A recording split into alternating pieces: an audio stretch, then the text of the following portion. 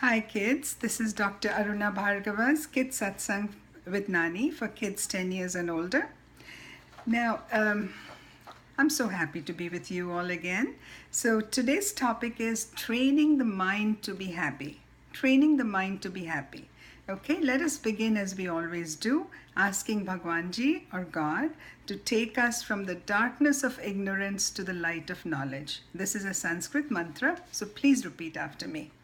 Asato ma sadgamaya, asato ma sadgamaya, tamaso ma jyotirgamaya, tamaso ma jyotirgamaya, mrityorma amritam gamaya.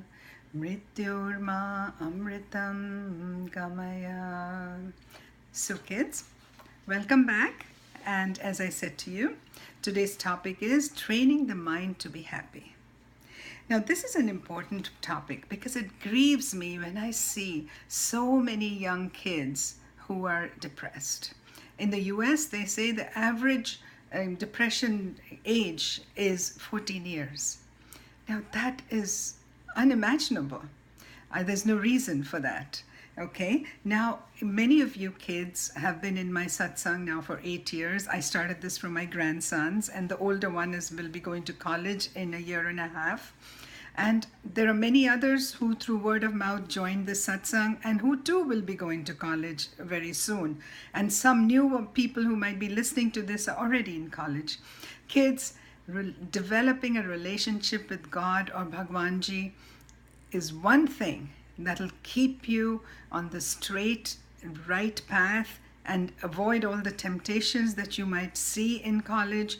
And then what happens is then we develop this emptiness in the hole in the soul that only Bhagwanji can fulfill. So if you have a spiritual group in college, you should join it. And remember that happiness is the nature of God. Joyfulness is the nature of God. And when you're feeling lonely and sad and angry or jealous or any of these negative feelings, you should know that you have now separated from Bhagwanji. The effort you need to make is connect with him again so that his light and love can fill your heart and fill your mind with joy.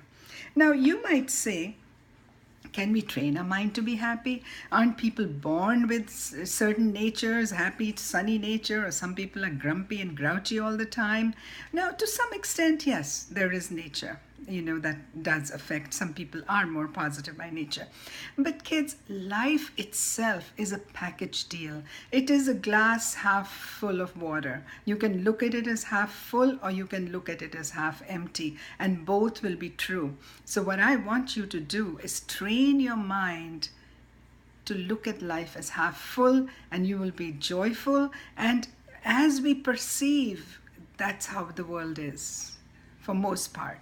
Okay, so 40%, scientists say 40% of our happiness depends on how we train our minds. So, okay kids, so now there is a doctor, famous psychologist called Dr. Seligman, and he has founded a new branch of psychology called positive psychology, in which he confirms that yes, you can train your mind to be happy and devises certain techniques to do that. But it might be new to Dr. Seligman and the positive psychologists that you can train your mind to be happy, but the Buddhists have known it for centuries. Mind training has been the cornerstone of Buddhist teachings for over 2,500 years. Now, you must have all heard of the Dalai Lama, right? Dalai Lama is to the Buddhists what the Pope is to Catholics. He's like the main head of Tibetan Buddhism, which is very deep and beautiful and very knowledgeable in terms of researching the mind and how we can control our mind.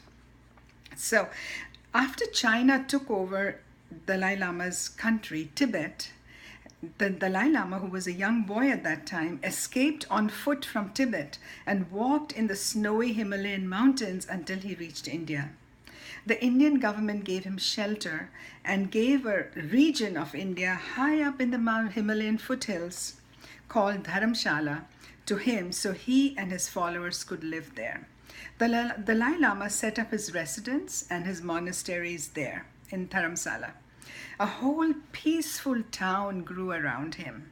As more and more Tibetans escaped Chinese-controlled Tibet and arrived in India, they went and lived in Dharamsala. So in this manner, the Dalai Lama has been able to keep the Tibetan culture alive and the Tibetan Buddhism alive and safe for posterity. When you see the Dalai Lama, who is now close to 80 years old, the first thing you notice is his joyfulness. Love just pours out of his eyes. His smile is just nothing but love. And you notice that even with Pope Francis, he's like that too. You see his love and smile is full of love. So people close to God, people who are spiritual, are very loving and very joyful. So joy and happiness seem to radiate from him and those around him. And it's kind of spills over his peace and love to people who surround him. And so people run to be just around him to experience some of this love and joy. So kids, stay away from unhappy, miserable, angry, jealous, negative people. Try to be around happy people, and their happiness will spill over to you and you'll feel energized and feel good. Okay, now I want to tell you a few things. A few very important things for you to know is that there are a few techniques that you can use to stay happy. All right. Now, brain researcher like Dr. Caroline Leaf tells us that new neuron connections can be made in the brain depending on what kind of thoughts we constantly dwell on. Not the fleeting thoughts, but thoughts that we constantly dwell on. If we dwell on very negative and angry or, oh, this world is so full of misery and those kind of thoughts, those kind of neurons will develop. Connections will develop. So she says that you can just completely change the geography of your brain by what kind of thoughts you think. So try to develop very positive, loving thoughts. Okay? Now, a few things techniques I'll give you. Number one, start and end your day with positive inputs to your mind. As I said, the nature of Bhagwanji and nature of God is love and peace and joy, and fills your mind with joy. So first thing in the morning when you wake up, remember Bhagwanji. Say a short prayer asking him to be with you and protect you and guide you. And also the last thing before you go to bed, take 5 minutes or even 3 minutes to read something spiritual, read something inspiring that touches your soul and gives you some happiness and joy. Second thing is, kids, don't watch horror movies and those horrible movies of violence and things on TV just before going to bed. You can do it if you must during the day, but not at night before you go to bed, because these images, these violent images, horror images, stay in your unconscious mind, your subconscious mind when you're sleeping. And when you wake up in the morning, you're still disturbed. You can be happy and positive when you've watched all this horrible murder and killing and this, ISIS and all. I mean, you can listen to news in the daytime. You don't need it just before going to bed. Then surround yourself with family and community. This is very important. You must know that the researchers tell us that happiest people are those who have a good support system of family and close friends. We Indians are very fortunate because we have very close family relationships.